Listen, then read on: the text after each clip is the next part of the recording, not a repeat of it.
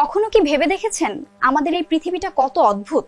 আজ আপনাদের এমন কিছু চরম সত্য শোনাবো যা শুনে হয়তো একটু থমকে দাঁড়াতে হবে। লবণে কখনো পোকা ধরে না, অথচ মিষ্টিতে প্রতিদিন পোকা ধরে, এমনকি পিঁপড়াও ছাড়ে না। এর মানে কি জানেন? জীবনে বেশি মিষ্টি হতে গেলে চারপাশ থেকে সমস্যা আপনাকে ঘিরে ধরবে।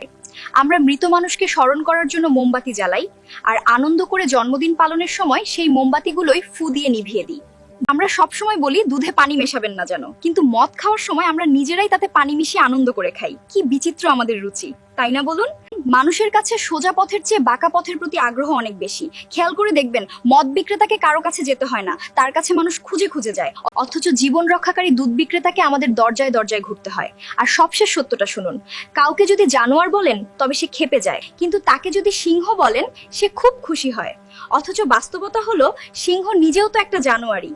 আসলে পৃথিবীটা আজব নয়, আজব হলো আমাদের মানুষের মানসিকতা। ভিডিওটি ভালো লাগলে শেয়ার করবেন এবং আপনার মতামত কমেন্টে জানান। আমি আশা করছি আপনারা আমার এই কথাগুলো বুঝতে পেরেছেন।